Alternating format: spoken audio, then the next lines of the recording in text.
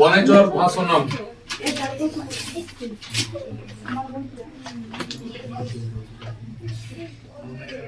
ঠিক আছে, আর তার সঙ্গে খাতা বার করে রাখবে, তাহলে সকলের এই অর্থটাই কি রইবে, বইগুলো যার যেমন আলাদা আলাদা হবে, ঠিক আছে, যে অর্থগুলো লেখাবো সেই অর্থটা যেমন সকলের একই থাকে।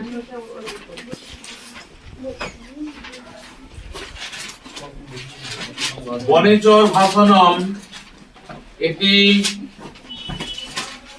ভারবী রচিত, মূল উৎস হচ্ছে কিরাতার্জুনীয়ম। বনেচর ভাষণম ভারবী রচিত একটি কাব্যাংশ, এর মূল উৎস হচ্ছে কিরাতার্জুনীয়ম, কিরাত যুক্ত অর্জুনীয়ম। কিরাত এবং অর্জুনীয়মের কাহিনীকে অবলম্বন করে ভারবী মূল গ্রন্থটি রচনা করেছিলেন কিরাতার্জুনীয়ম।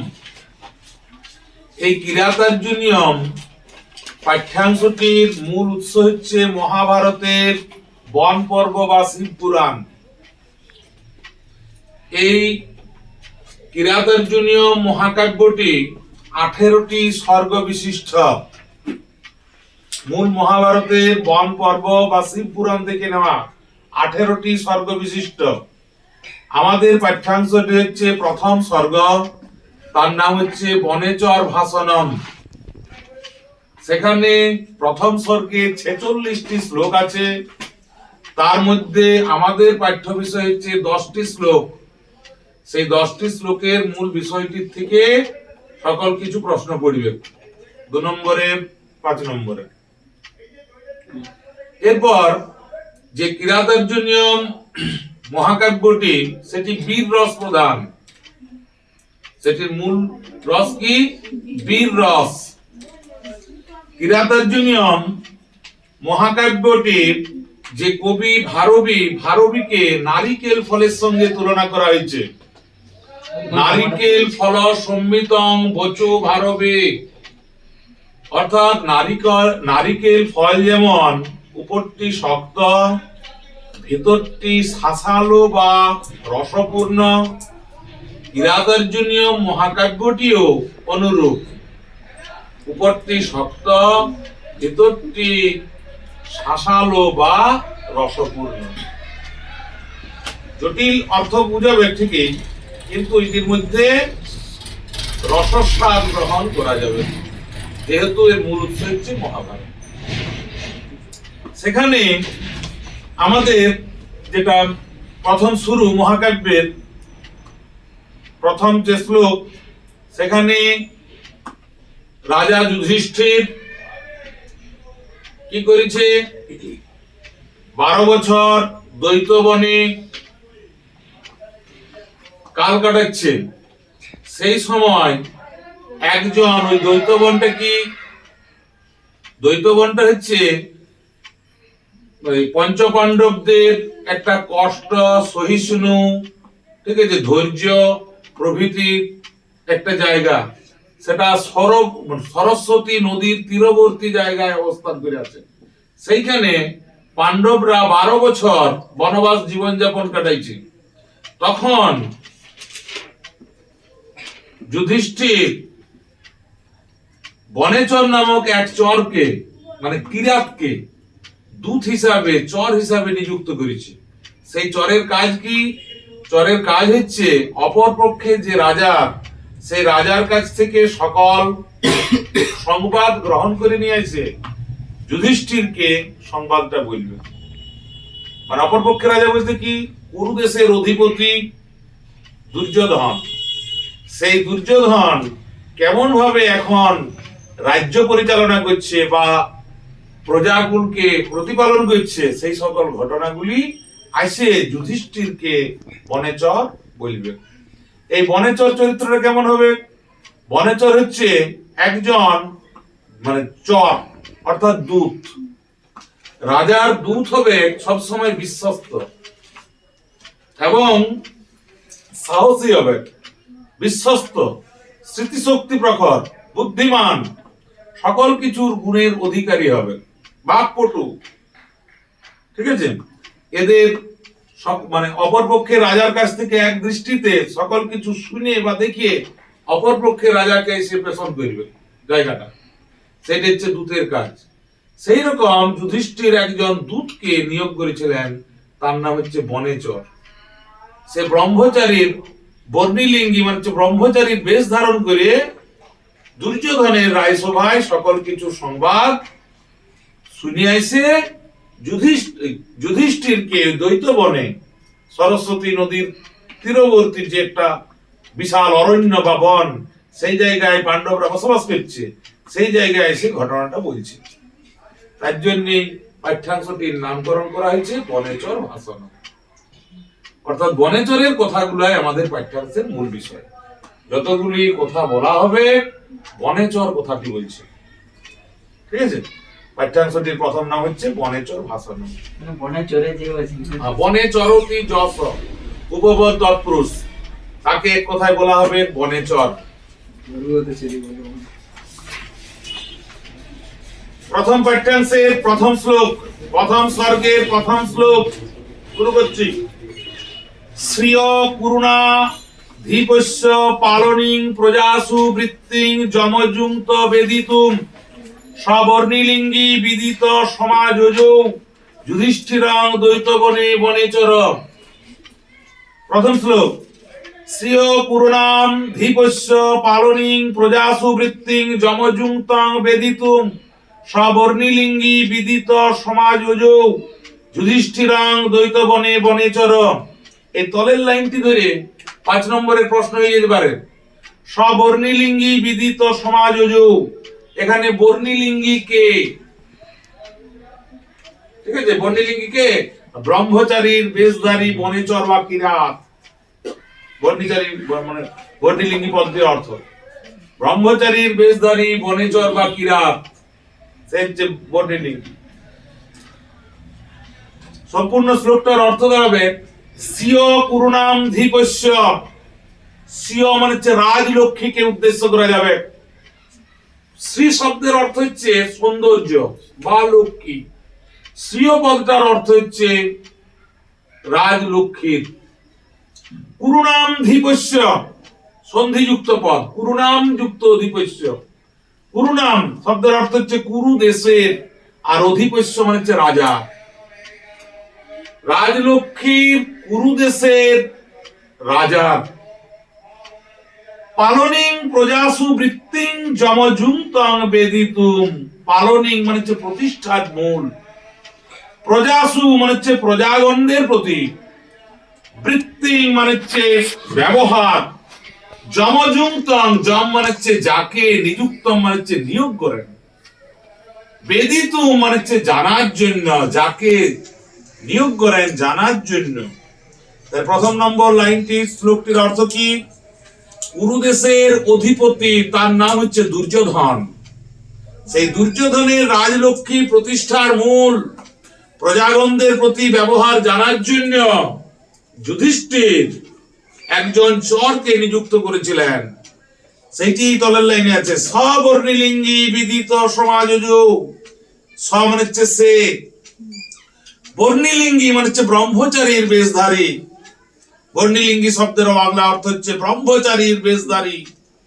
বিদিতম, বিদিত মানে হচ্ছে এক কথায় বলা যাবে জানার জন্য, আর বেদিতুম শব্দের বাংলা অর্থ হচ্ছে জানার জন্য। বিদিতম মানে হচ্ছে সব জেনে। সমাযোজৌ মানে হচ্ছে উপস্থিত হলেন। যুধিষ্ঠিরং দ্বৈতবনে বনেচর, যুধিষ্ঠিরের কাছে দ্বৈতবনে বনেচর। সকল কিছু সংবাদ জেনে, সকল কিছু সংবাদ জেনে এই বর্ণিলিঙ্গি কি করলেন?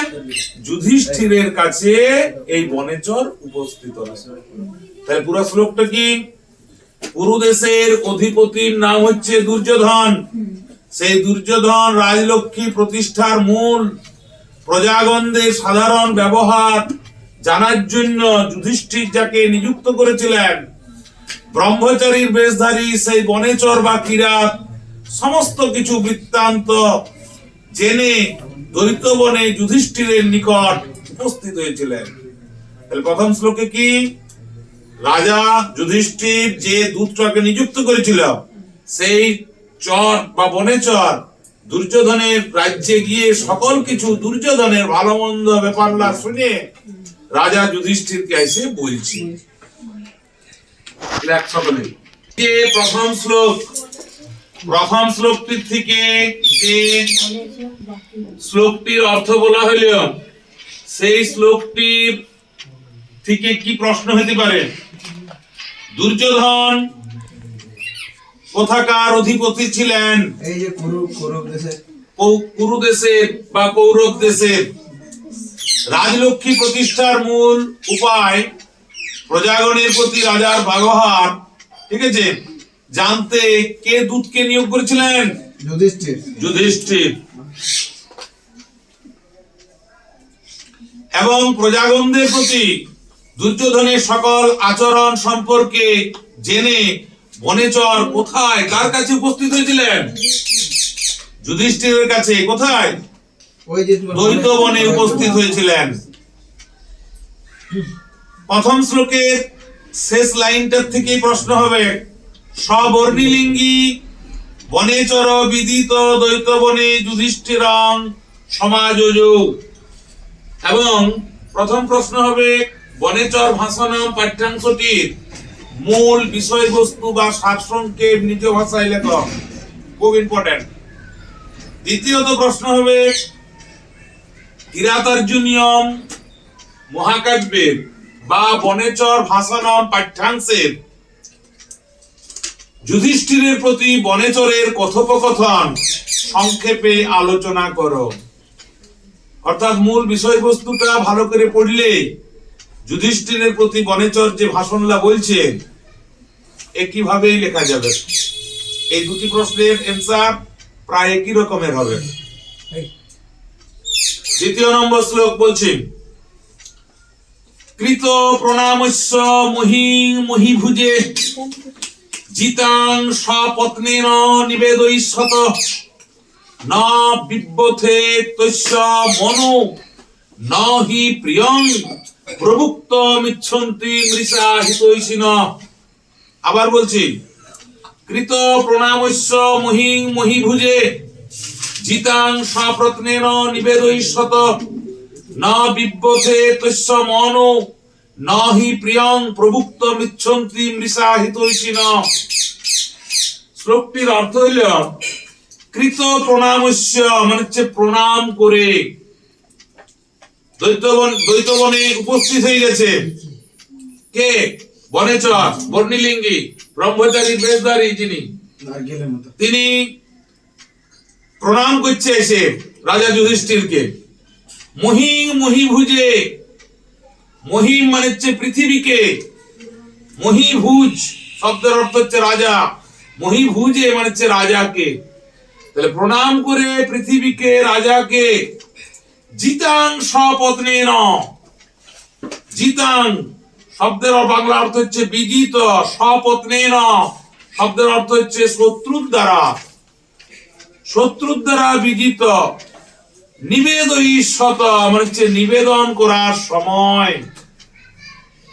ন বিব্বথে, ন মানে হচ্ছে না অর্থে ব্যবহৃত হয়। বিব্বথে শব্দটির বাংলা অর্থ হচ্ছে বিচলিত হলো না। তস্য মনো মানে হচ্ছে তার মন। নহি, ন মানে হচ্ছে না, হি মানে হচ্ছে নিশ্চিত, প্রিয়ং মানে হচ্ছে প্রিয় কথা। প্রভুক্তম ইচ্ছন্তি সন্ধিযুক্ত পদ, প্রভুক্তম যুক্ত ইচ্ছন্তি মানে বলতে, প্রভুক্তম শব্দের অর্থ হচ্ছে। আর বজ্যুক্ত তুমুন হয় বক্তুম, প্রপূর্বক বজ্যুক্ত তুমুন হয় প্রভুক্তুম, সমান বলতে। ন ইচ্ছন্তি মানে ইচ্ছন্তি মানে হচ্ছে ইচ্ছা করেন না, বলতে ইচ্ছা করেন না।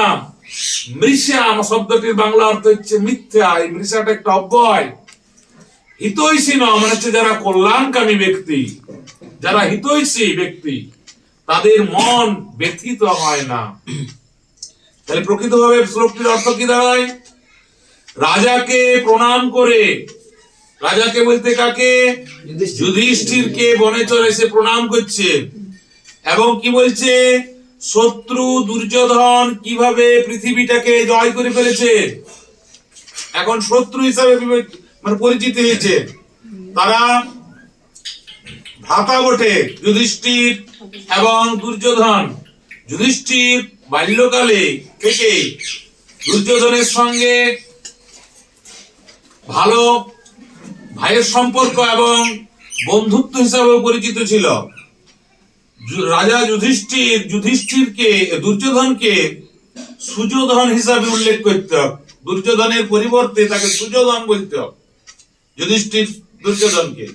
তাহলে এখানে শত্রু হিসাবে পরিচিতি লাভ করেছে, যে দুর্যোধন কিভাবে পৃথিবী জয় করেছে এই কথা নিবেদন করার সময়, মানে জানাবার সময় বনেচরের মন একটুকু ব্যথা পাইল নাই, ব্যথিত হইল নাই।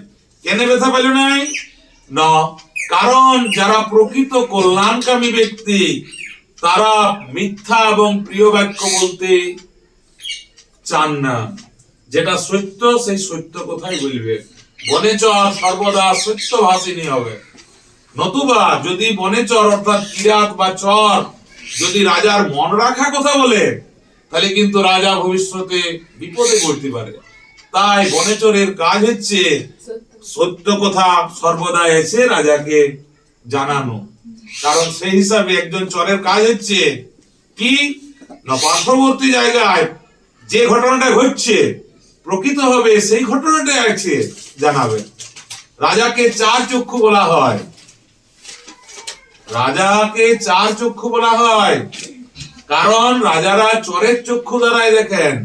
রাজাদের দুটি চক্ষু আর চরেদের দুটা চক্ষু, তাই রাজাকে চার চক্ষু বলা হয়। শাস্ত্রে একটি উল্লেখিত লাইন আছে, গা বই পশ্যন্তি গন্ধেন, রাজারা চশমা পরতো, গা বই পশ্যন্তি গন্ধেন বেদই পশ্যন্তি পণ্ডিতা,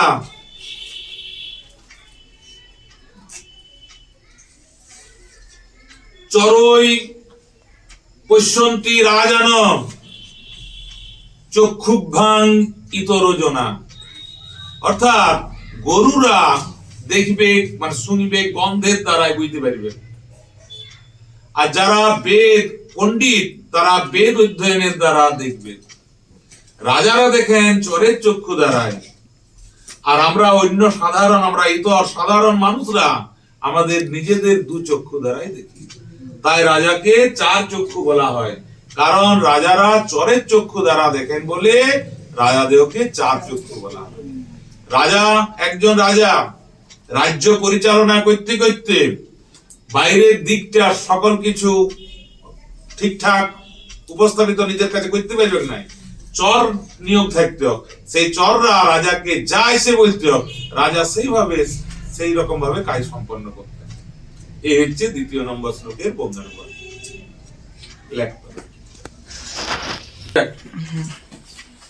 রাজা যুধিষ্ঠির যে বনেচরকে নিযুক্ত করেছিল সংবাদ জানার জন্য, সেই বনেচর দুর্যোধন কেমন ভাবে রাজ্য পরিচালনা করছে এবং প্রজাগণদের প্রতি কিরূপ ব্যবহার করছে সকল কিছু বৃত্তান্ত জেনে এসে সেই বনেচর যুধিষ্ঠিরকে নির্দ্বিধায় সত্য কথা বলছে।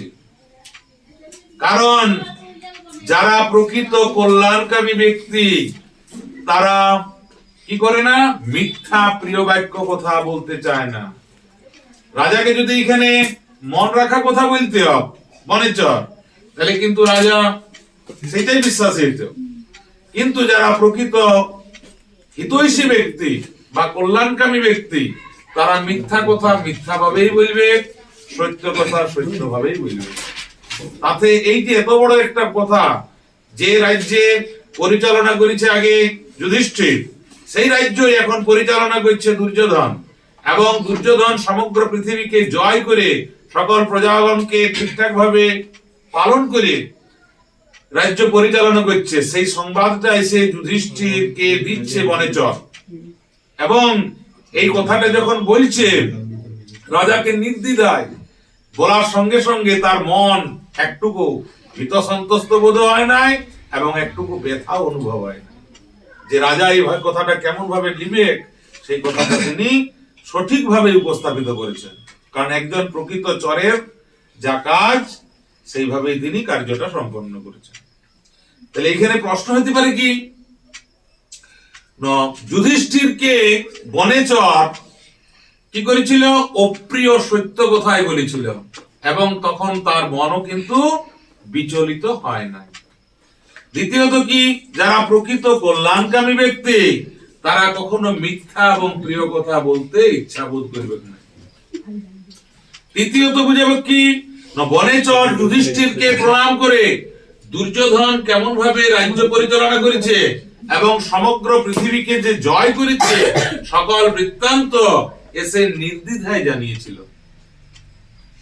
এটা হচ্ছে দ্বিতীয় নম্বর শ্লোকের বঙ্গানুবাদ থেকে প্রশ্ন। তৃতীয় নম্বর শ্লোক, তৃতীয় নম্বর শ্লোক দেখো তুমি পয়সা পাঠাচ্ছি দিকে পরীক্ষা নোট করে কি দেখো কি ক্রিয়াসু যুক্ত নৃপ চার চক্ষুষ ন বাঞ্ছনীয়া প্রবভ অনুজীবিভি অতহর্ষি খন্তম সাধু সাধু বা হিতং মনোহারিচ দুর্লভং বচ। এই যে হিতং মনোহারিচ দুর্লভং বচ, এই লাইনটি ইম্পর্টেন্ট 5 নম্বরের। 2 নম্বর প্রশ্ন হিসাবে ইম্পর্টেন্ট, 5 নম্বর প্রশ্ন হিসাবে ইম্পর্টেন্ট। হিতং মনোহারিচ দুর্লভং বচ, তাৎপর্য বা ব্যাখ্যা নিরূপণ করো। এরকম লাইনটি তুলে দিবে, তাৎপর্য বা ব্যাখ্যা নিরূপণ করো। আবার বলছি, ক্রিয়াসু যুক্ত নৃপ চার চক্ষুষ ন বঞ্চনীয়া প্রভব অনুজীবিভি অতহর্ষি খন্তম সাধু সাধু বা হিতং মনোহারিচ দুর্লভং বচ। ক্রিয়াসু যুক্ত নৃপ, ক্রিয়াসু মানে হচ্ছে কর্ম সমূহে, সপ্তমীর বহুবচনান্ত পদ, অর্থাৎ কর্ম সমূহে যুক্তই নৃপ সন্ধিযুক্ত পদ, যুক্তই বিসর্গ যুক্ত নৃপ, যুক্তই মানে হচ্ছে যুক্তদের দ্বারা, দ্বারা দিয়া করণ, আর নৃপ মানে হচ্ছে হে মহারাজ। তাহলে কর্মসমূহে যুক্তদের দ্বারা হে মহারাজ। চার চক্ষুষ, চার চক্ষু অর্থাৎ চরেদের চক্ষু দ্বারাই যারা দেখেন। ন বঞ্চনীয়া, ন মানে হচ্ছে না, বঞ্চনীয়া মানে হচ্ছে প্রতারণা করা। প্রভব অনুজীবিভি সন্ধিযুক্ত পদ, প্রভব যুক্ত অনুজীবিভি, প্রভব মানে হচ্ছে প্রভুদের, অনুজীবিভি মানে হচ্ছে ভৃত্যগণের দ্বারা। অত অহর্ষি সন্ধিযুক্ত পদ, অত বিসর্গযুক্ত অহর্ষি, বিসর্গের পর যদি অকারান্ত স্বরবর্ণ থাকে তাহলে বিসর্গটা হয়ে যাবে কোকার আর অকারটা হয়ে যাবে লুপ্ত অকার। তাহলে অত বিসর্গযুক্ত অহর্ষি, অত অহর্ষি, অত মানে হচ্ছে তাই।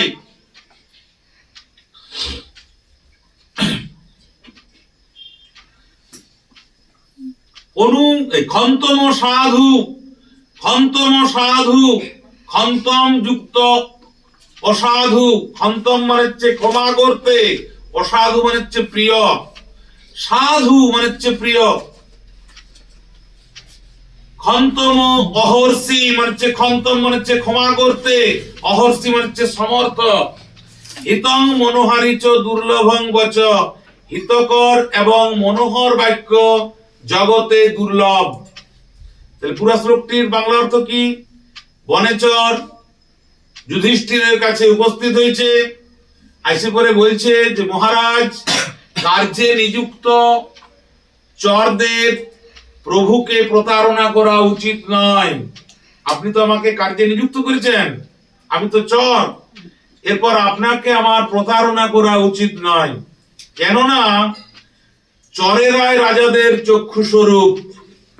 তাই আমার কথা প্রিয় হোক বা অপ্রিয় হোক, সাধু অসাধু, সাধু মানে হচ্ছে প্রিয়, অসাধু মানে হচ্ছে অপ্রিয়, তাহলে প্রিয় হোক বা অপ্রিয় হোক, আপনি আমাকে ক্ষমা করবেন। খন্তম মানে হচ্ছে ক্ষমা করা, আপনি আমাকে ক্ষমা করবেন।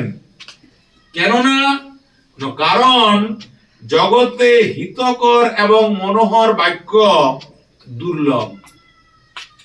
জগতে হিতকর এবং মনোহর বাক্য দুর্লভ।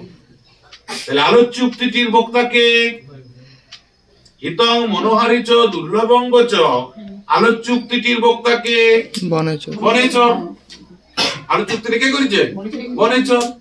এই কথাটির তাৎপর্য নিরূপণ করো বা ব্যাখ্যা নিরূপণ করো, এইভাবে কোশ্চেনটি পড়বে। লেখ। আজকে এই পর্যন্তই, এরপর দেখা হবে পরের ভিডিও।